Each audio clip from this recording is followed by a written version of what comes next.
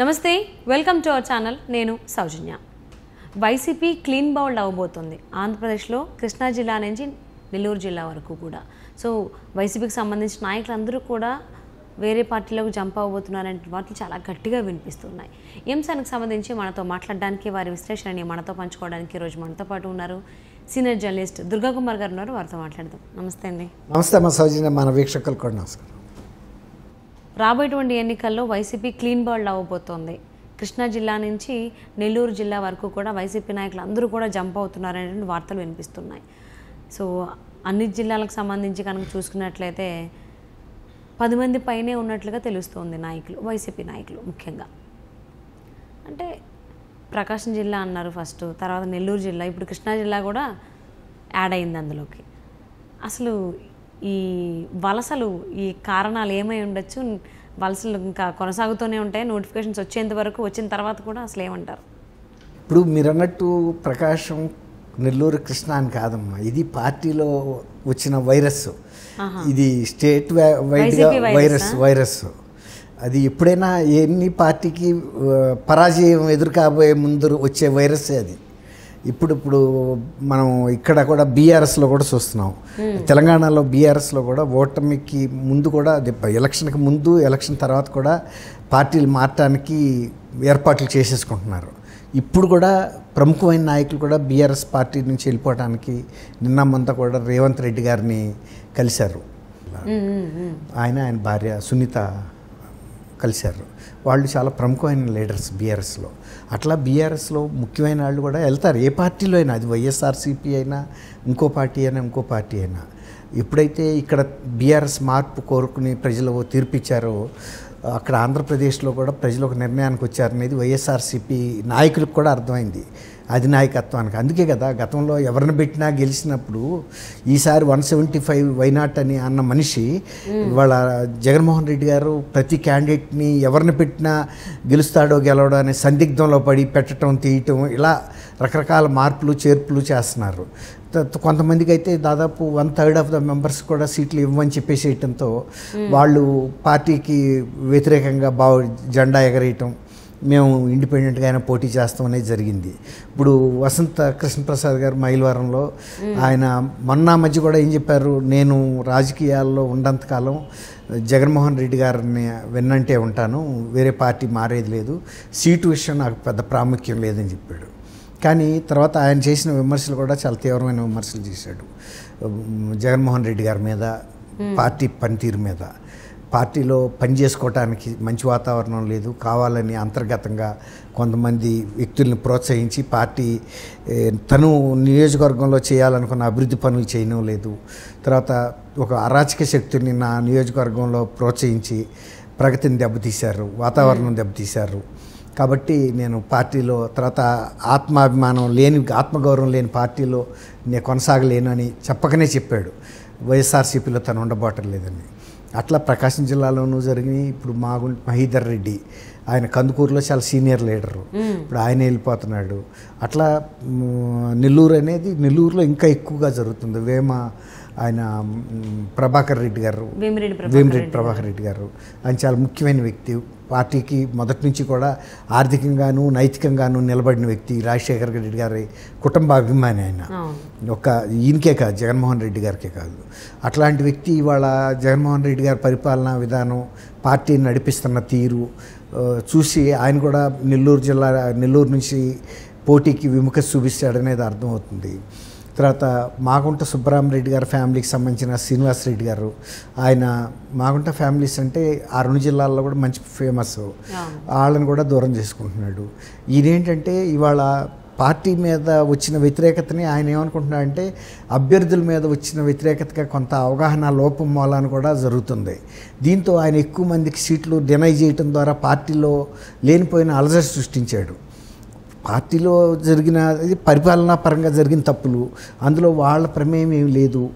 శాసనసభ్యులకి ఎక్కడ మాట్లాడే అధికారం ఇచ్చారు వైఎస్ఆర్సీపీలో, లేకపోతే విధాన నిర్ణయాలు తీసుకునేటప్పుడు వాళ్ళని విశ్వాసంలోకి తీసుకుని ఈ విధానాలు మనం లేకపోతే ఈ పరిపాలన ఇలా చేయొచ్చా అని ఏమి కూడా అడిగిన పరిస్థితి లేదు. అసలు జగన్మోహన్ రెడ్డి గారు ఎమ్మెల్యేనే మినిస్టర్నే కలవలేదు.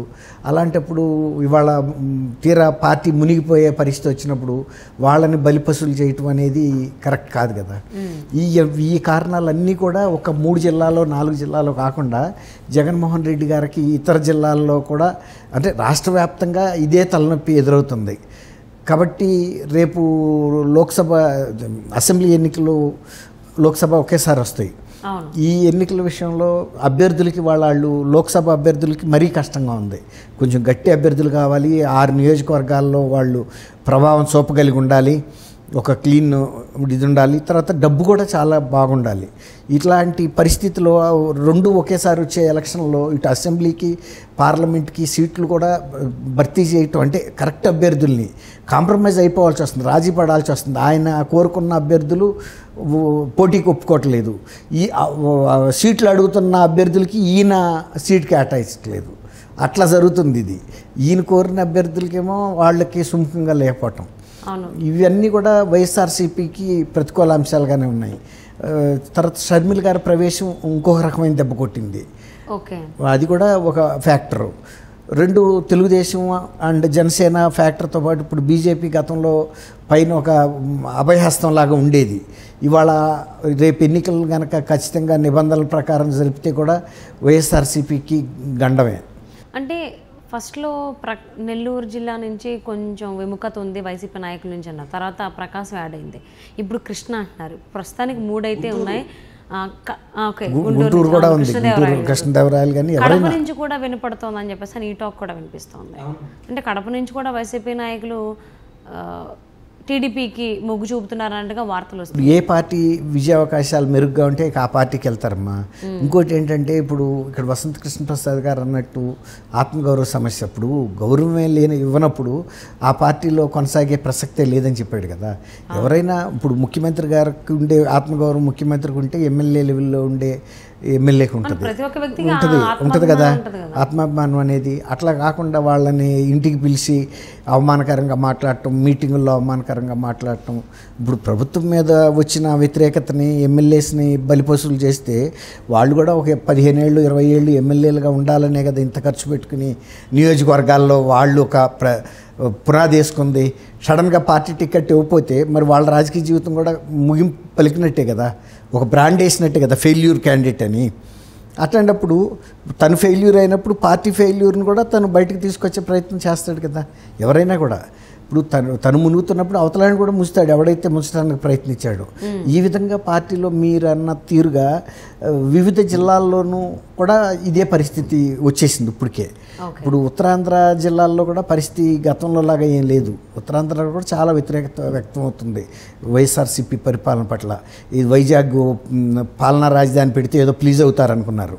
నిన్న దానికి గండి కొడుతూ వైవి సుబ్బారెడ్డి గారు పరిపాలనా రాజధాని హైదరాబాద్కి మారుస్తామన్నారు. ఇంతవరకు ప్రజల్ని ఉత్తరాంధ్ర ప్రజలను మభ్య పెడతా వచ్చారు.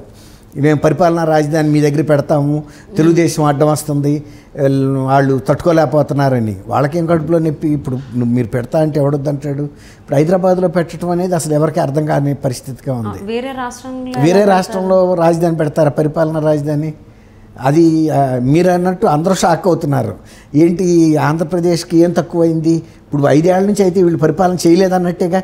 ఇప్పుడు పరిపాలనా రాజధాని లేక అవస్థపడుతూ హైదరాబాద్లో పర్మిషన్ అడుగుతా ఉంటున్నారు అంటే వీళ్ళు సరైన పరిపాలన చేయలేకపోయారనే కదా.